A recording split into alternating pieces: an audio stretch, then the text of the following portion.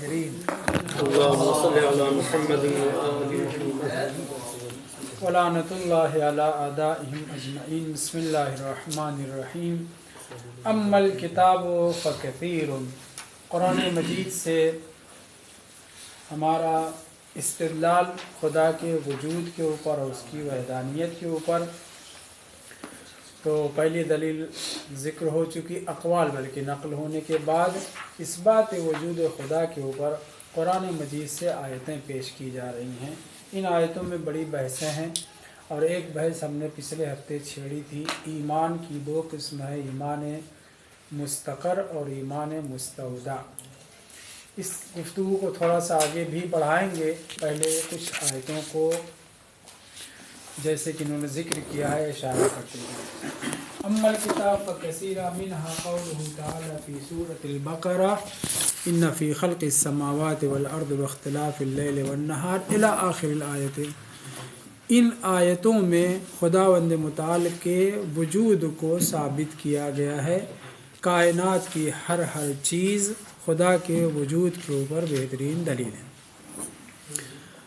پھر آئیے دوسرے پیراگراف پہ، وَمِنْهَا قَوْلُهُ تَعَالَى فِي سُورَةِ الْأَنْعَامِ۔ سورہ انعام کی بھی کئی آیتوں میں خداوند متعال کے وجود کے اوپر دلیلیں ہیں۔ البتہ یہ مسلمانوں کے لیے، غیر مسلمین کے لیے آیات قرآنیہ سے ہم استدلال نہیں کر سکتے، ان کو دلیل عقلی دی جا سکتی ہے۔ علیکم السلام۔ ان میں سے چند آیتیں پڑھی گئیں، ان میں سے یہ ان اللہ فالق الحب والنوى یخرج الحی من المیت ومخرج المیت من الحی الی آخر۔ پھر آ جائیے تیسرے پیراگراف پہ، ومنها قولہ تعالی فی سورۃ یونس۔ سورہ یونس کی بھی آیات میں خداوند متعال کے وجود کے اوپر دلیلیں ہیں۔ ارشاد ہوتا هو الذی جعل الشمس ضیاء والقمر نورا وقدرہ منازل لتعلموا عدد السنین والحساب۔ اللہ نے سورج کو روشنی بنایا ہے، چاند کو نور بنایا ہے، اور اس کی منزلیں مقدر کی ہیں۔ کس لیے؟ تاکہ آپ کو سال اور دن وغیرہ کا حساب پتہ رہے۔ آگے بڑھتے ہیں، وَمِنْهَا قَوْلُهُ فِي سُورَةِ الرَّعْدِ۔ اگلے پیراگراف میں سورہ رعد کی چند آیتیں، هُوَ الَّذِي مَدَّ الْأَرْضَ، خدا ہی وہ ہے جس نے زمین کو پھیلایا ہے۔ پانی تھا، پانی کے اوپر جھاگ جمع ہوا، پھر اس کے بعد وہاں سے خانہ کعبہ کے نیچے کی زمین، پھر اس کے بعد اسی دن سے زمین اور بڑھتے بڑھتے بڑھتے بڑھتے یہاں تک کہ یہ جو پانی کا گولا ہے، 1/3 یا 1/4 مٹی ہو گیا، بقیہ پانی ہے، تو زمین کو پھیلایا گیا ہے۔ اگلے پیراگراف میں، وَمِنْهَا قَوْلُهُ تَعَالَى فِي سُورَةِ النَّحْلِ وَإِنَّ لَكُمْ فِي الْأَنْعَامِ لَعِبْرَةً۔ اللہ نے ہمارے لیے چوپایوں میں بھی عبرت رکھا ہے، یعنی سبق لینا، ان کی خوراک، انسانوں کی بھی خوراک وغیرہ وغیرہ، ان سب کو قرار دیا ہے۔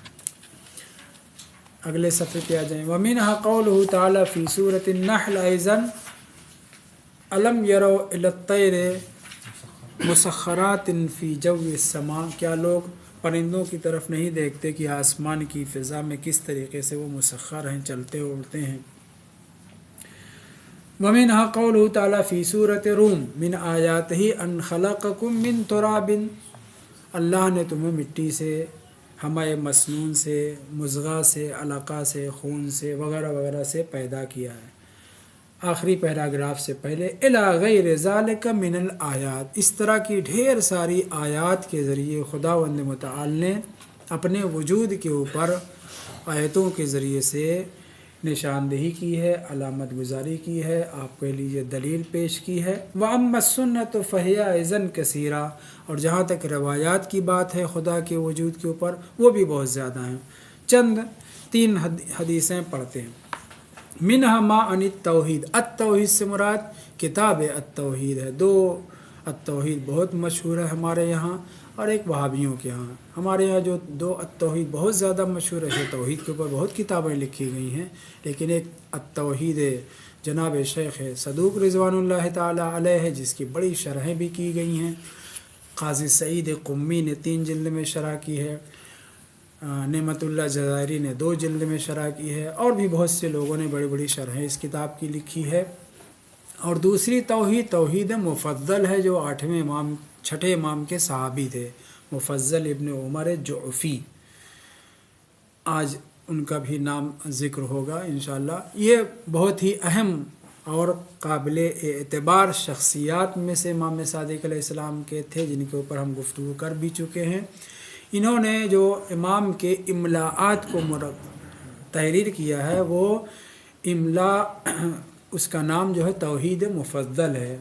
جانوروں کے بارے میں مختلف ان کے سلسلے میں، ہواؤں، فضاؤں، دن رات وغیرہ اور بہت سی وہ چیزیں جن کے ذریعے ہم خدا کی وحدانیت کے اوپر استدلال کر سکتے ہیں۔ یہ 2 کتاب ہماری بہت زیادہ مشہور ہے۔ توحید کے اوپر کتابیں بہت لکھی گئیں، لیکن اشہر کتاب یہ دونوں ہیں، توحید مفضل اور توحید صدوق رضوان اللہ تعالی علیہما۔ وہابیوں کے یہاں بھی محمد ابن عبد الوہاب بدبخت نے ایک کتاب لکھی ہے، توحید بھی، اس کا نام ہی توحید ہے، اور اس کی شرح بھی وہابیوں نے، بڑے بڑے علماء نے ان کے بڑی شرحیں بھی کی ہیں، اور ان کی پلاسٹیکی توحید ہے، کھینچنے سے بڑھ جاتی ہے، سمیٹنے سے سکڑ جاتی ہے۔ خیر، تو یہ بات کہاں سے شروع ہوئی تھی؟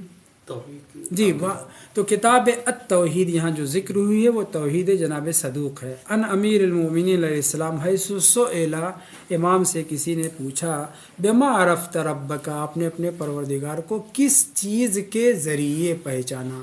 ما اور من میں فرق آپ کو پتہ ہے۔ ما یعنی عمومیت رکھتی ہے، عاقل و غیر عاقل سب، کن کن چیزوں کے ذریعے سے اللہ کو پہچانا جا سکتا ہے، کہ ان میں سے آپ نے کن کن چیزوں یا کس کے ذریعے سے اپنے پروردگار کو پہچانا ہے؟ قال، مولا نے اس سوال کے جواب میں یہ جملہ ارشاد فرمایا، بفسخ العزم یا عزائم، یعنی میں نے کوئی چیز کا پکا ارادہ کر لیا اور دیکھا کہ وہ کام مجھ سے نہیں ہو پایا۔ یہ امام ہم آپ کے لیے کہہ رہے ہیں، ورنہ معصومین علیہ السلام کے لیے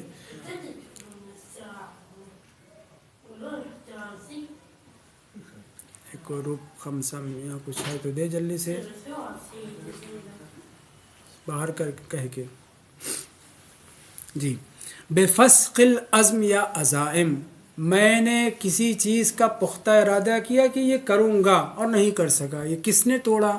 اس کا مطلب یہ ہے کہ ہم سے اوپر بھی کوئی ایک طاقت ہے جس نے ہمارے ارادے کے مطابق عمل ہونے نہیں دیا۔ بفسخ العزم ونقص الہمم، ہمت کی جمع ہے، ہمت کی میں یہ کام کروں گا لیکن نہیں کر سکا۔ یاد رہے کہ یہ بعض چیزیں ہم آپ کے لیے، معصومین کے لیے نہیں ہیں، مگر امام نے سمجھانے کے لیے اس نے جو سوال کیا تھا کہ آپ نے اپنے پروردگار کو کیسے پہچانا، تو نقض ہمت سے، ہمت ٹوٹ گئی، کسی کام کو کرنے کا ارادہ کیا تھا یا عزم کیا تھا اور وہ فسخ ہو گیا۔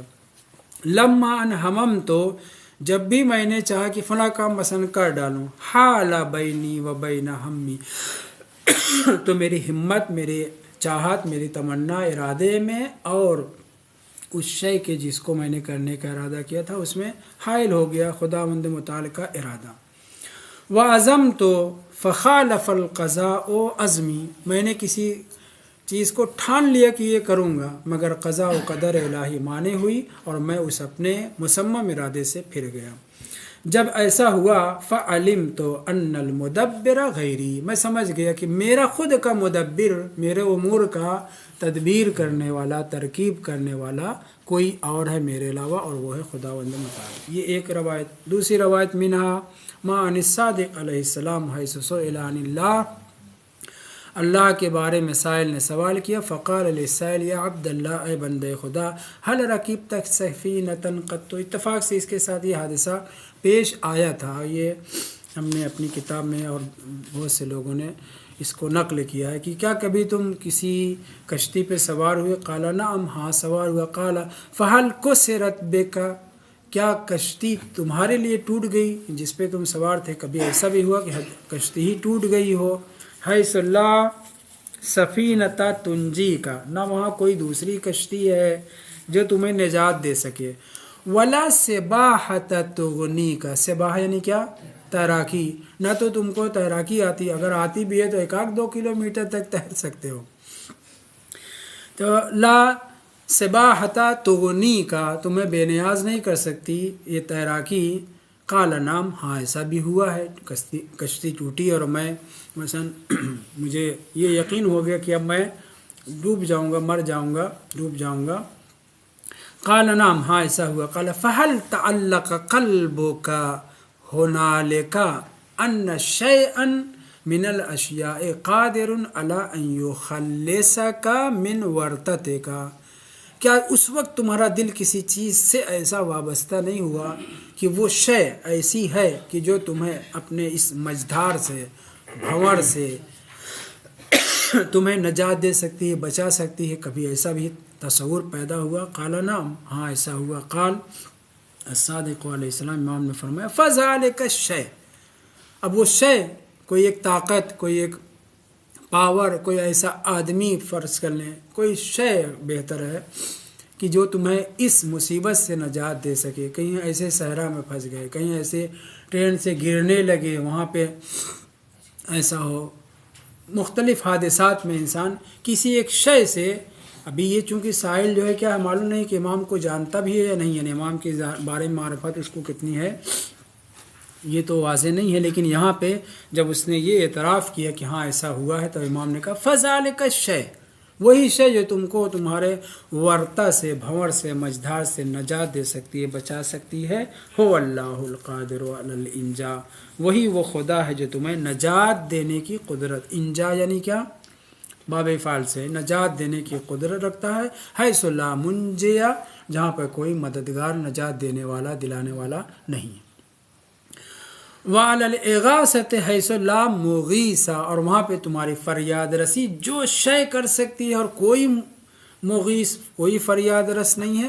سمجھ لو کہ وہی شے، وہی قدرت، وہی طاقت، وہی ذات، وہی خداوند متعال ہے. تو امام نے اس مختصر سے بیان کے ذریعے سے واضح کر دیا کہ خدا ہے، اس کا وجود ہے. ومنها ما ان ابی الحسن الرضا علیہ السلام حیث قیل له ما الدلیل علی حدث العالم.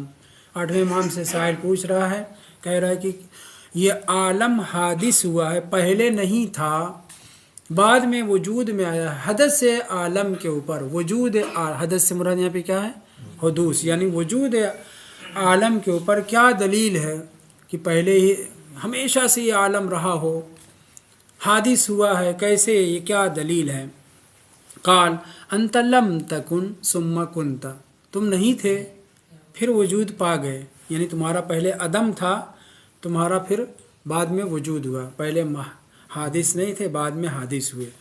وقد علمت، تمہیں یہ بھی پتہ ہے، انک لم تکون نفسک، تم نے اپنے آپ کو نہیں بنایا ہے. اپنے آپ کو بنایا ہوتا تو سب سے بڑے ہیرو اور سب سے زیادہ خوبصورت اپنے آپ کو مثلا بناتے. ٹھیک، وقد علمت انک لم تکون نفسک، باب تکوین، باب تفعیل سے، لم تکون نفسک، تم نے اپنے آپ کو نہیں بنایا ہے. ولا کونک من ہوا مثلک، اور تمہارے جیسے نے بھی تم کو نہیں بنایا ہے. یعنی کیا، یعنی کائنات کا بنانے والا کوئی ہے. تو اس طرح سے اماموں نے مختلف مثالوں کے ذریعے سے، مختلف بیانات کے ذریعے سے سامنے والوں کے سوال کے اوپر یا سوال کر کے یا اس سوال کا جواب دے کر کے واضح کیا ہے کہ خداوند متعال موجود ہے. الی غیر ذالک من الاخبار، اس طرح سے بہت سی بھی اور بھی روایات ہیں جو خدا کے وجود کے اوپر دلالت کرتی ہیں. فمستقر و مستودع، جو ہم پڑھ رہے تھے، اس کے اوپر تھوڑا سا اور گفتگو کی ضرورت ہے. 2 ایک روایتیں جو بے حد سمجھنے کی کے لائق ہیں. اسے تو ساری حدیثیں، سارے بیانات معصومین علیہ السلام کو سمجھنے چاہیے. امام جعفر صادق علیہ السلام کی یہ حدیث کتاب کافی میں باب المعارین میں ہے. مروی یہ ہے کہ آپ نے فرمایا ان اللہ جبل النبیین علی نبوتہم. لفظوں پہ غور کریے. ہماری گفتگو یہ ہے کہ ایمان مومنین کے دلوں میں 2 طرح کا ہوتا ہے. بعض مومنین ایسے ہیں کہ جن کے دلوں میں ایمان ایسا چپک گیا ہے کہ اب اسے چھوڑایا نہیں جا سکتا، یعنی مرتے دم تک وہ مومن رہے گا، کوئی جبر نہیں ہے، بلکہ اس کے دل میں ایسی نورانیت، ایمان کی لائٹ عقیدے کی تجلی ہو گئی ہے، وہ تجلی اس کے رگ و پے میں، روح و جان میں رچ بس گئی ہے کہ وہ کبھی باہر نہیں نکلے گی۔ مگر کچھ مومنین ایسے ہوتے ہیں، حتیٰ اولاد ائمہ طاہرین علیہم السلام میں بعض ایسے رہے ہیں، تو بعد کے لوگوں کی بات ہی نہ کیجیے، بلا فاصلہ جو اولاد ائمہ طاہرین بعض تھے ان کے یہاں بھی یہ مسئلہ تھا۔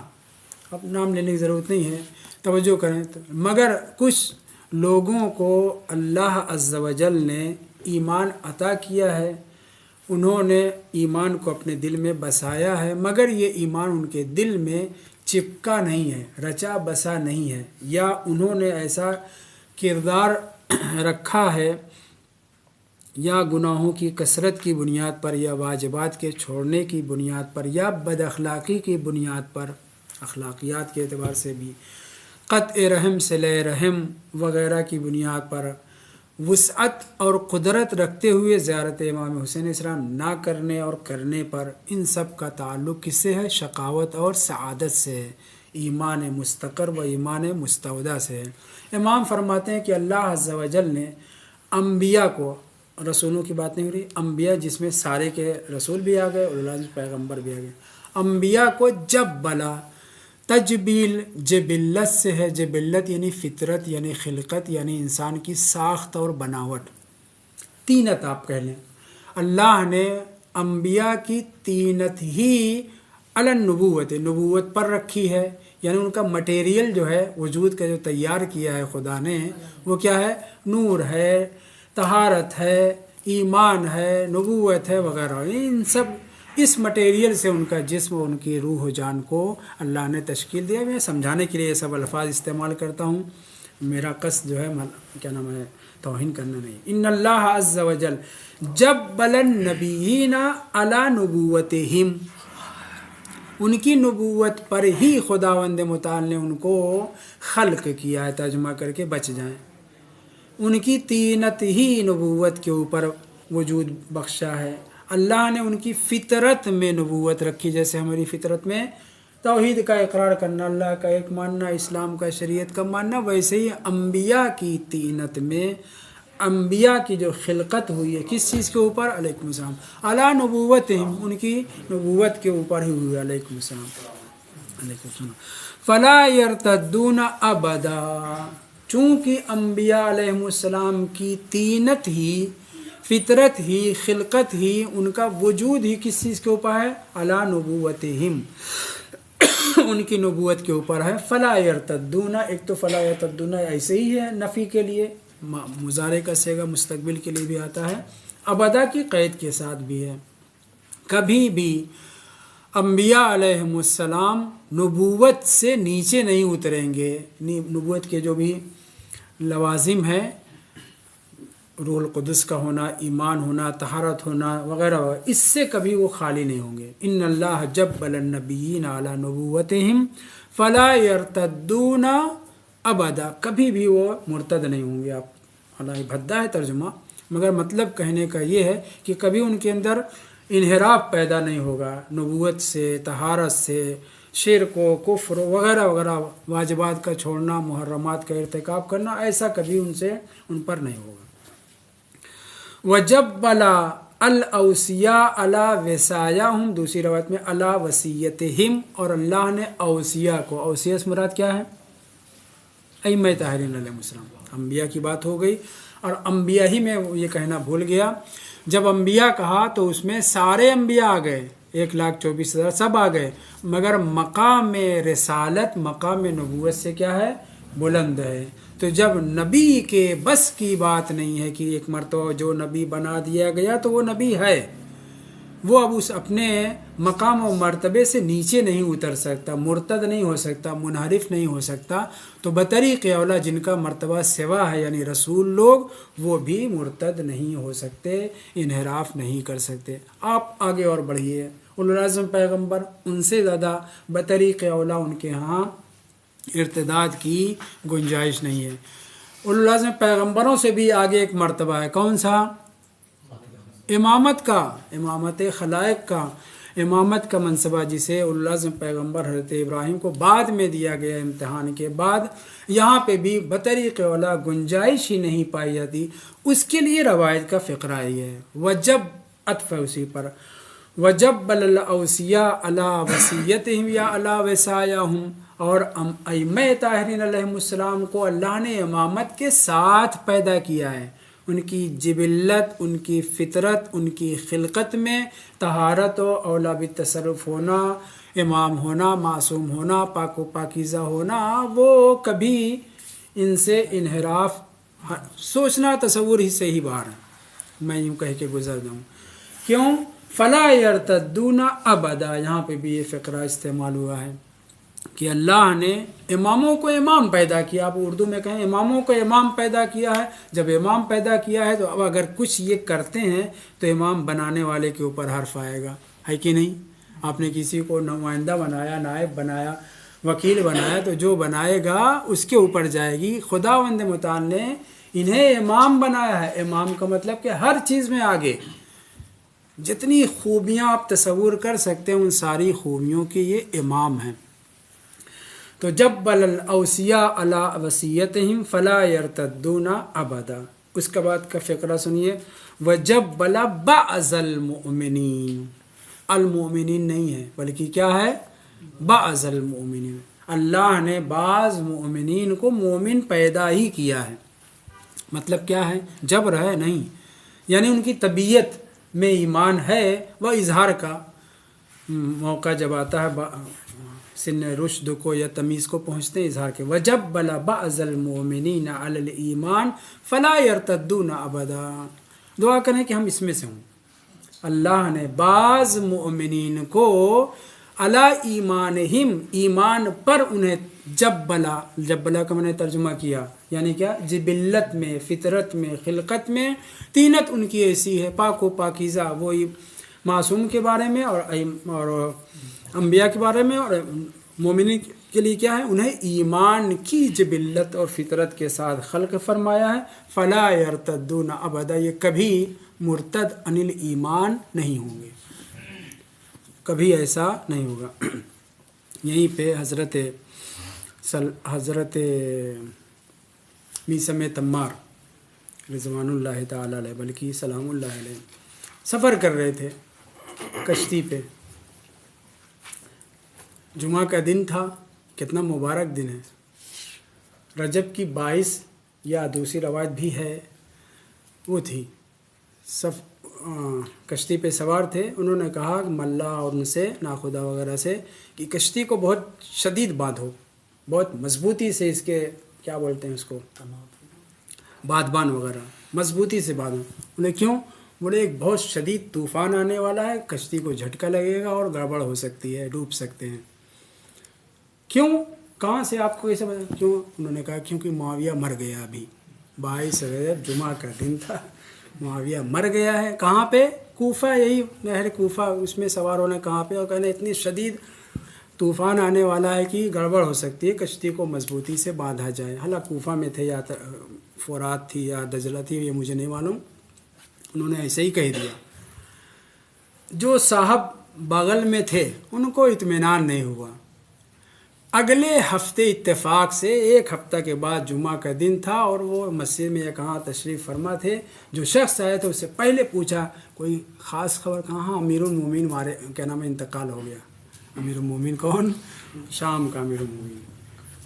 پوچھا کب ہوا؟ کہا جمعہ کے دن۔ کس ٹائم؟ اس ٹائم۔ کہا وہی وقت تھا جس وقت جناب میثم تمار نے یہ کہا تھا 1 ہفتہ پہلے کہ معاویہ ہلاک ہو گیا ہے، یہ جو شدید طوفان آنے والا، آندھی آنے والی ہے، اس کی وجہ سے۔ یہ لوگ حضرت میثم تمار جیسے لوگ، رشید حجری جیسے لوگ، یہ لوگ کھیلتے تھے کس سے؟ بلاؤں اور مصیبتوں سے۔ اتنا پختہ ہو چکے تھے، آپ یوں کہنے پک چکے تھے کہ بلاؤں اور مصیبتوں سے کھیلتے تھے۔ او فلاں صاحب آپ کو کل مارا جائے گا، او فلاں صاحب کل آپ وہاں چلے جائیں گے اور وہاں یہ کھانا کھائیں گے، ایسا کریں گے، ایسے ہی بول دیا کرتے تھے بنداس ممبئی کے زمانے میں۔ تو جناب میثم تمار جیسے بزرگواران معصومین علیہم السلام سے ایمان پیے ہوئے تھے، वशरबू फ़ी क़ुलूबिहिमुल इजला, जैसे दुश्मन शामी ये जो दरिंदे खबीस जो बनी उमैया से अपनी मोहब्बत का इजहार कर रहे हैं, कितने बड़े बड़े 27 जंगजू हैं, 27 पार्टियां हैं मुसल्लह, और सब के सब अपना रिश्ता निभा रहे हैं किससे? बनी उमैया से। इसी बनी उमैया की एक फ़र्द अभी बाकी है जो आखिरी कांटा के उन्वान से मैं कुछ लिख रहा हूँ। कौन? सुफियानी। उसका नाम क्या होगा?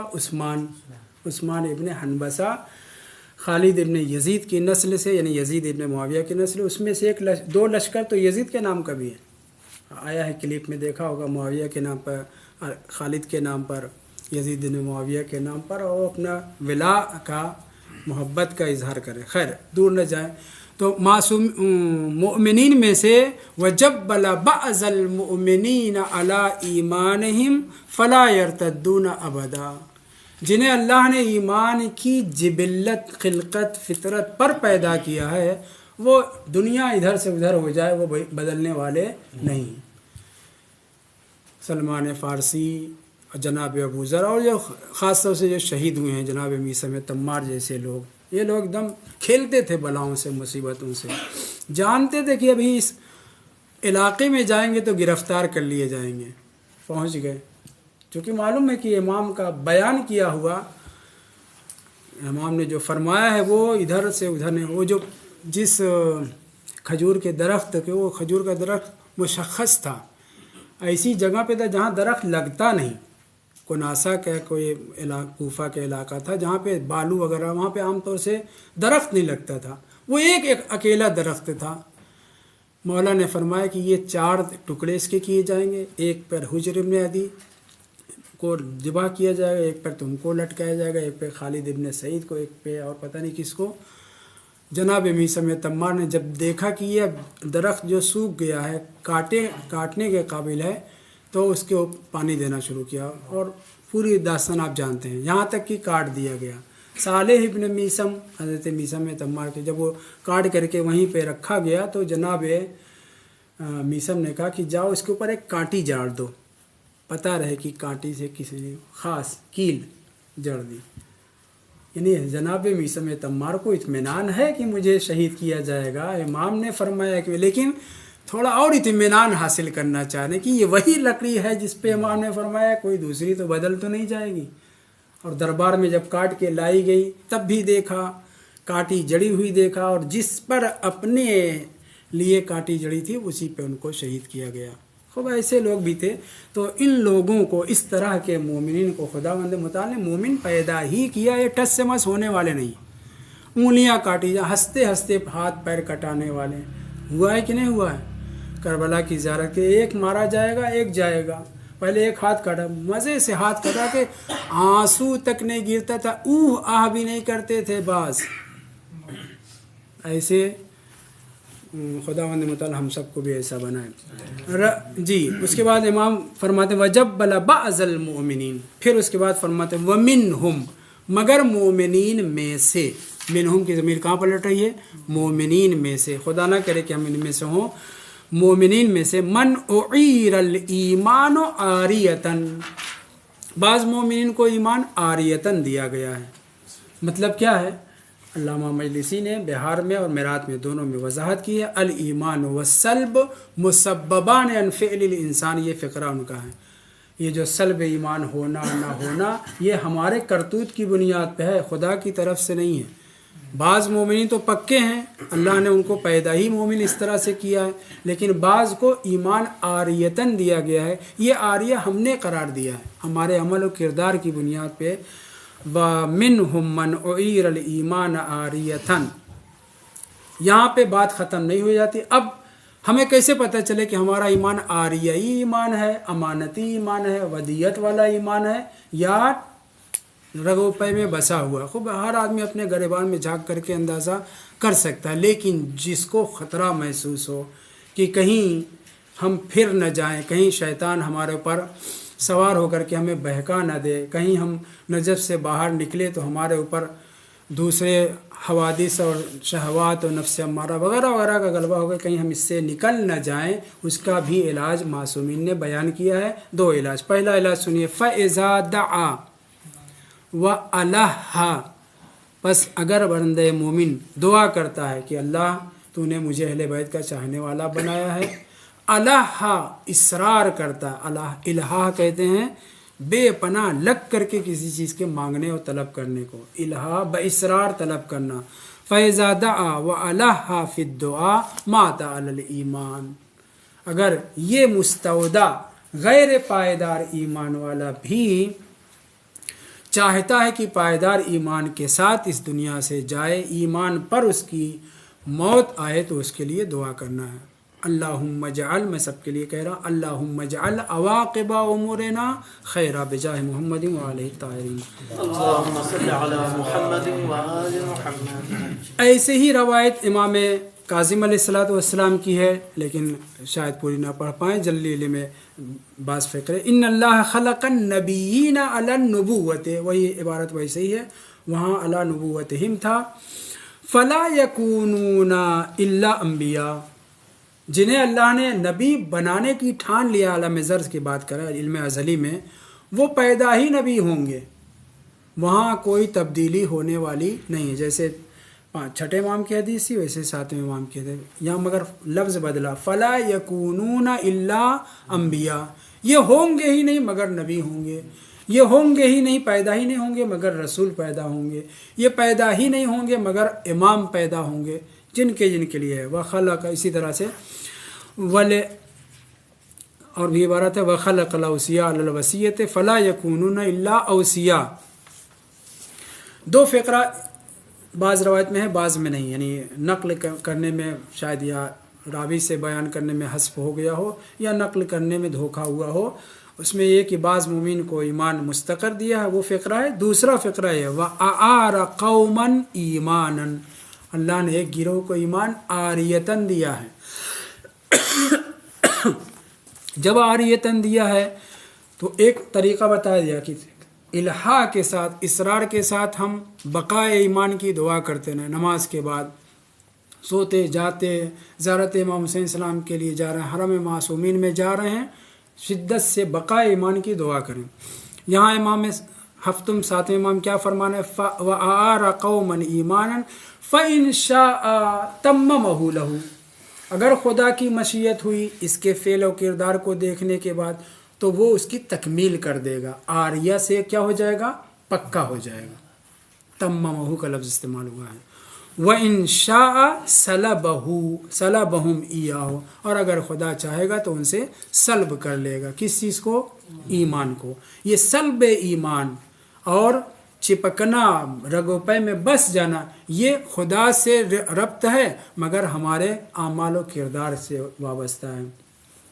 झूठ, साज, गंदगी जितनी हम बरतेंगे उतने ही सल्ब ईमान का ख़तरा बढ़ता चला जाएगा। मैं दर्स अखलाक नहीं दे रहा हूँ, मासूमीन के बयान को समझाने के लिए सब लफ्ज़ इस्तेमाल कर रहा हूँ। जितना अच्छाइयों की तरफ हमारी दिलचस्पी बढ़ेगी, ख़ास से उसे लुकमा, जितना हमारा पाक व पाकीज़ा होगा उतना ही ईमान रासिख होगा, पुख्ता होगा, मजबूत होगा, और जितना ही ख़राबी ख़ास तौर से लुकमे की पैदा होगी, सल्ब ईमान का ख़तरा बढ़ता चला जाएगा। वो दूसरा नुस्खा जिसके ज़रिए से हम अपने ईमान को पुख्ता और मजबूत कर सकते, वो नुस्खा नहीं है बल्कि अपने आप को पहचानने का तरीक़ा है। यही 6ठे इमाम उनसे पूछा गया, मौला इसी आयत के सिलसिले में फ़मुस्तक़र्रुन व मुस्तौदा के बारे में जब पूछा गया तो इमाम ने फरमाया कि जिसका कौल उसके फ़ेल के जितना मुताबिक है वो क्या है, मुस्तक़र, जितना मेरे मुंह से निकल गया, जिसका कौल उसके फ़ेल के मुताबिक है वो मुस्तक़र ईमान वाला है। जिसकी बातें तो लफ़ाज़ी तो बहुत है, बोलना तो बहुत है, मगर उसके अमल उसके मुताबिक नहीं, वो क्या है, मुस्तौदा ईमान में से है। मैंने एक फ़िक्रा अपने हम आप के लिए लिखा है, हाथ के ऊपर काफ़ी असर लगता है, पड़ गया है जी। सल्लल्लाहु अलैहि वसल्लम। उसने पूछा फ़बिमा युरफ़ुन नाजी मिन हाउलाए, ایسے لوگوں میں سے جو نجات یافتہ ہوگا کیسے اس کو پہچانا جائے گا؟ تو امام نے فرمایا من کان فعلہ لقولہ مطابقا، جس کا عمل اس کے قول کے مطابق ہے وہ مستقر، اور عبارت یہ ہے فَأَثْبِتْ لَهُ الشَّهَادَةَ بِالنَّجَاةِ، تم اس کے لیے نجات کی گواہی دے سکتے ہو۔ مومنین میں سے وہ مومنین نجات یافتہ ہیں، ہم ان کی گواہی دے سکتے کہ یہ نجات یافتہ ہے جس کا قول اور عمل کیا ہے؟ ایک جیسا ہے۔ وَمَن لَمْ يَكُنْ فِعْلُهُ لِقَوْلِهِ مُوَافِقًا فَإِنَّمَا ذَلِكَ مُسْتَوْدَعٌ، صاف امام نے کہہ دیا ہے کہ ممبر سے تو ہم خوب بولتے ہیں مگر عمل کے میدان میں کورے ہیں، تو یہ سمجھ لیجئے کہ ان کا ایمان کیا ہے؟ مستودع ہے۔ بہرحال طلاب کے حوالے سے ہم آپ کے لیے یہ بات ہے کہ نہیں صلاۃ محمد